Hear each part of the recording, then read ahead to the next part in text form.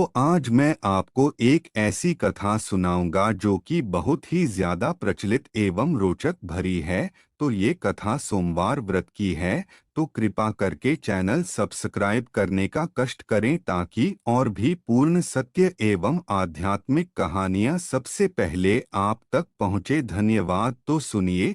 पहले समय में किसी नगर में एक धनी व्यापारी रहता था। दूर दूर तक उसका व्यापार फैला हुआ था।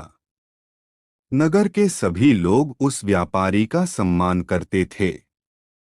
इतना सब कुछ से संपन्न होने के बाद भी वह व्यापारी बहुत दुखी था, क्योंकि उसका कोई पुत्र नहीं था, जिस कारण अपने मृत्यु के पश्चात व्यापार के उत्तराधिकारी की चिंता उसे हमेशा सताती रहती थी। पुत्र प्राप्ति की इच्छा से व्यापारी प्रत्येक सोमवार भगवान शिव की व्रत पूजा किया करता था और शाम के समय शिव मंदिर में जाकर शिवजी के सामने घी का दीपक जलाया करता था। उसकी भक्ति देखकर मां पार्वती प्रसन्न हो गई और भगवान शिव से उस व्यापारी की मनोकामना पूर्ण करने का निवेदन किया।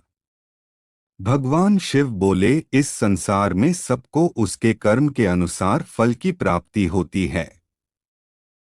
जो प्राणी जैसा कर्म करते हैं उन्हें वैसा ही फल प्राप्त होता है।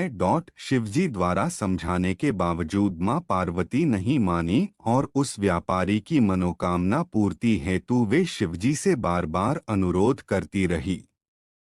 अंततः माता के आग्रह को देखकर भगवान भोलेनाथ को उस व्यापारी को पुत्र प्राप्ति का वरदान देना पड़ा। वरदान देने के पश्चात भोलेनाथ मां पार्वती से बोले, आपके आग्रह पर मैंने पुत्र प्राप्ति का वरदान तो दे दिया, परंतु इसका यह पुत्र 16 वर्ष से अधिक समय तक जीवित नहीं रहेगा। उसी रात भगवान शिव उस व्यापारी के स्वप्न में आए और उसे पुत्र प्राप्ति का वरदान दिया और उसके पुत्र के 16 वर्ष तक जीवित रहने की भी बात बताई। भगवान के वरदान से व्यापारी को खुशी तो हुई, लेकिन पुत्र की अल्पायु की चिंता ने उस खुशी को नष्ट कर दिया। व्यापारी पहले की तरह सोमवार के दिन भगवान शिव का विधिवत व्रत करता रहा। कुछ महीनों के बाद उसके घर अति सुंदर बालक जन्म लिया। घर में खुशियां भर गई। बहुत धूमधाम से पुत्र जन्म का समारोह मनाया गया, परंतु व्यापारी को पुत्र जन्म की अधिक खुशी नहीं हुई, क्योंकि उसे पुत्र की अल्प आयु के रहस्य का पता था। जब पुत्र 12 वर्ष का हुआ तो व्यापारी ने उसे उसके मामा के साथ पढ़ने के लिए वाराणसी भेज दिया। लड़का अपने मामा के साथ शिक्षा प्राप्ति हेतु चल दिया। रास्ते में जहां भी मामा भांजा विश्राम हेतु रुकते, वहीं यज्ञ करते और ब्राह्मणों को भोजन कराते। लंबी यात्रा के बाद मामा और भांजा एक नगर में पहुंचे। उस दिन नगर के राजा की कन्या का विवाह था, जिस कारण पूरे नगर को सजाया गया था।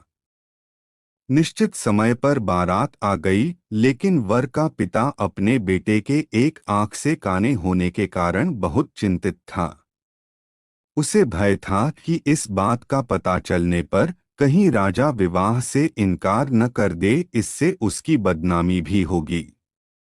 जब वर के पिता ने व्यापारी के पुत्र को देखा तो उसके मस्तिष्क में एक विचार आया। उसने सोचा, क्यों न इस लड़के को दूल्हा बनाकर राजकुमारी से विवाह करा दूं। विवाह के बाद इसको धन देकर विदा कर दूंगा और राजकुमारी को अपने नगर ले जाऊंगा। वर के पिता ने लड़के के मामा से इस संबंध में बात की। मामा ने धन मिलने के लालच में वर के पिता की बात स्वीकार कर ली। लड़के को दूल्हे का वस्त्र पहनाकर राजकुमारी से विवाह कर दिया गया। राजा ने बहुत सारा धन देकर राजकुमारी को विदा किया। शादी के बाद लड़का जब राजकुमारी से साथ लौट रहा था तो वह सच नहीं छिपा सका और उसने राजकुमारी के ओढ़नी पर लिख दिया, राजकुमारी, तुम्हारा विवाह मेरे साथ हुआ था। मैं तो वाराणसी पढ़ने के लिए जा रहा हूँ और अब तुम्हें जिस नवयुवक की पत्नी बनना पड़ेगा वह कान्हा है, जब राजकुमारी ने अपनी ओढ़नी पर लिखा हुआ पढ़ा तो उसने काने लड़के के साथ जाने से इनकार कर दिया। राजा सब बातें जानकर राजकुमारी को महल में रख लिया। उधर लड़का अपने मामा के साथ वाराणसी पहुंच गया और गुरुकुल में पढ़ना शुरू कर दिया। जब उसकी आयु 16 वर्ष की हुई तो उसने यज्ञ किया। यज्ञ के समाप्ति पर ब्राह्मणों को भोजन कराया और खूब अन्न वस्त्र दान किए। रात को वह अपने शयन कक्ष में सो गया। शिव के वरदान के अनुसार शयनावस्था में ही उसके प्राण पखेरु उड़ गए।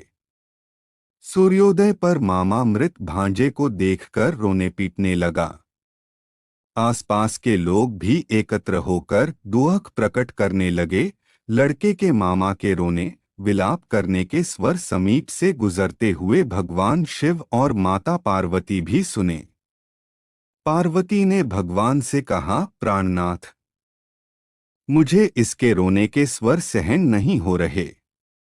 आप इस व्यक्ति के कष्ट को अवश्य दूर करें। भगवान शिव ने पार्वती के साथ अदृश्य रूप में समीप जाकर देखा तो भोलेनाथ पार्वती से बोले, यह तो उसी व्यापारी का पुत्र है जिसे मैंने 16 वर्ष की आयु का वरदान दिया था। इसकी आयु पूरी हो गई है। मां पार्वती ने फिर भगवान शिव से निवेदन कर उस बालक को जीवन देने का आग्रह किया। माता पार्वती के आग्रह पर भगवान शिव ने उस लड़के को जीवित होने का वरदान दिया और कुछ ही पल में वह जीवित होकर उठ बैठा। शिक्षा समाप्त करके लड़का मामा के साथ अपने नगर की ओर चल दिया। दोनों चलते हुए उसी नगर में पहुंचे जहां उसका विवाह हुआ था। उस नगर में भी यज्ञ का आयोजन किया। समीप से गुजरते हुए नगर के राजा ने यज्ञ का आयोजन देखा और उसने तुरंत ही लड़के और उसके मामा को पहचान लिया। यज्ञ के समाप्त होने पर राजा मामा और लड़के को महल में ले गया और कुछ दिन उन्हें महल में रखकर बहुत साधन वस्त्र आदि देकर राजकुमारी के साथ विदा कर दिया। इधर भूखे प्यासे रहकर व्यापारी और उसकी पत्नी बेटे की प्रतीक्षा कर रहे थे। उन्होंने प्रतिज्ञा कर रखी थी कि यदि उन्हें अपने बेटे की मृत्यु का समाचार मिला तो दोनों अपने प्राण त्याग देंगे, परंतु जैसे ही उसने बेटे के जीवित वापस लौटने का समाचार सुना तो वह बहुत प्रसन्न हुआ। वह अपने पत्नी और मित्रों के साथ नगर के द्वार पर पहुंचा।